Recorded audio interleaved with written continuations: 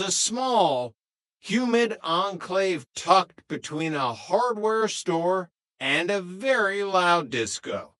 The owner, a man named Mr. Bloom, looked as though he had spent his entire life arguing with pansies. He didn't look up when the bell above the door jingled, signaling Jeanne and Jack's arrival. "We don't have any more baby's breath," Mr. Bloom barked, his voice like dry leaves. "The disco kids bought it all for some ethereal rave." Jeanne, wearing a trench coat that was 3 sizes too large and a pair of sunglasses that made her look like a confused beetle, leaned over the counter. "We're not here for the rave, Mr. Bloom. We're here for justice."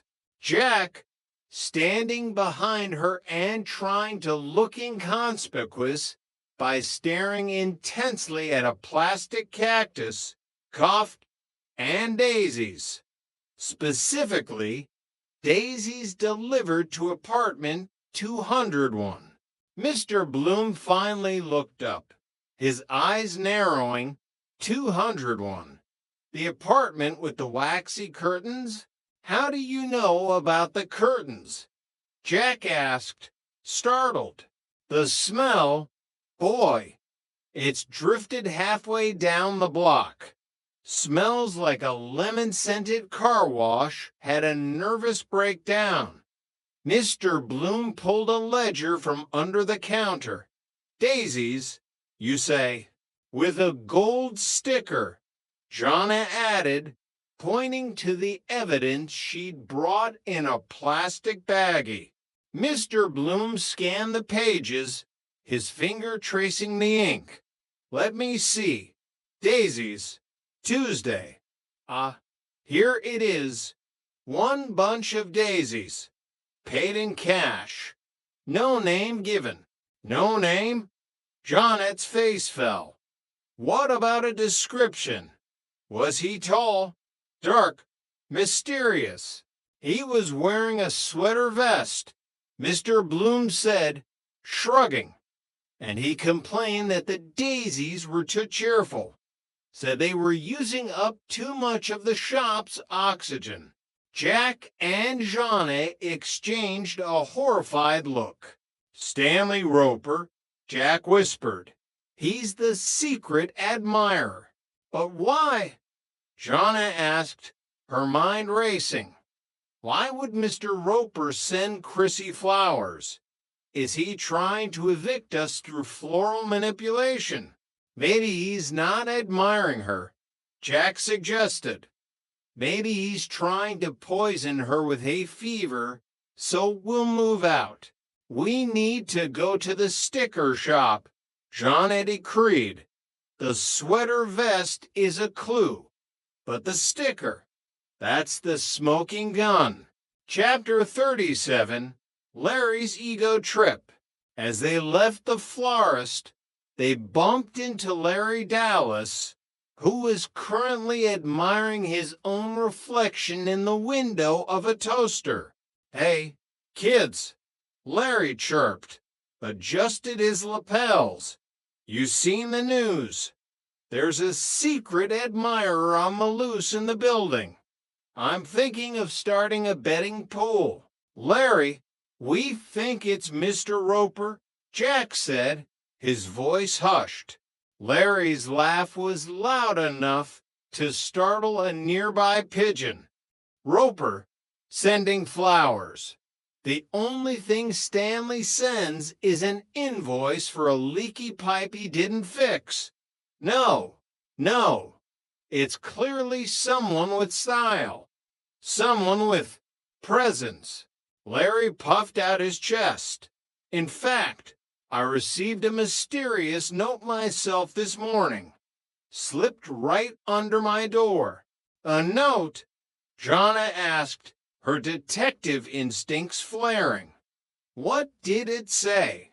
Larry pulled a crumpled piece of paper from his pocket. It was a gold sticker, just like Chrissy's. It's a sign, Larry whispered, his eyes gleaming with ego. She's out there, the woman of my dreams, and she's communicating through the medium of office supplies. Larry, Jack said, patting him on the shoulder, I think you need to sit down, or maybe see a doctor about your presence. Nonsense, Larry cried, already heading for the pier. I'm going to find my sticker queen. She's probably waiting for me at the arcade. Jack watched him go. If Larry's involved, this isn't a mystery anymore. It's a farce. It was always a farce, Jack, John aside. Now, to the hobby shop. Chapter 38. The Hobby Shop Revelation. The Sticky Business Hobby Shop was a paradise for people who enjoyed gluing things to other things. The walls were covered in glitter, felt, and every conceivable type of adhesive. The clerk was a teenager with a very impressive collection of pens. Gold stickers. Yeah, we sell them. 5 cents a sheet. Jonna presented her baggie. Who bought these recently? A man in a sweater vest, perhaps. The sweater vest guy. The clerk asked, nodding. Yeah, he was in here, but he didn't buy 'em. He found a half-empty sheet on the floor and asked if he could have 'em for free to mark some structural hazards. Structural hazards? Jack asked. Yeah, the clerk said. He said he was going to stick 'em on anything in his building that looked like it was about to fall apart. Said it was cheaper than actually fixing stuff.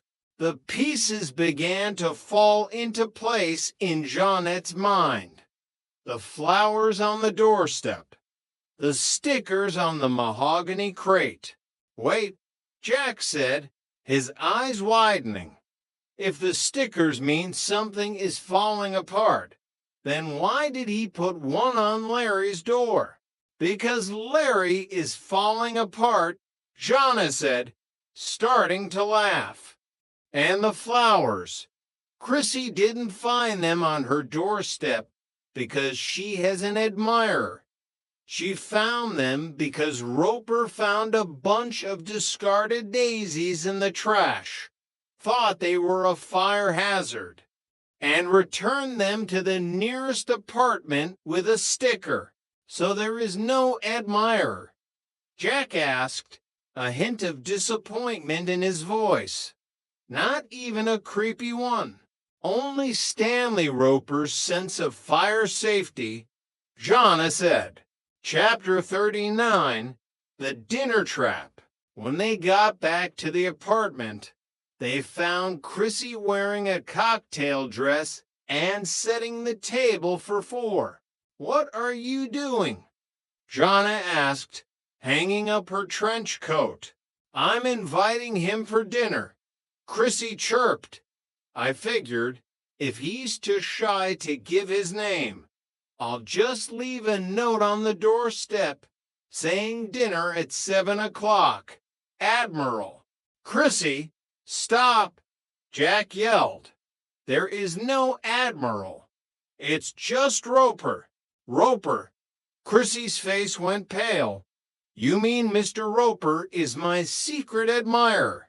But he's married. And he's Mr. Roper.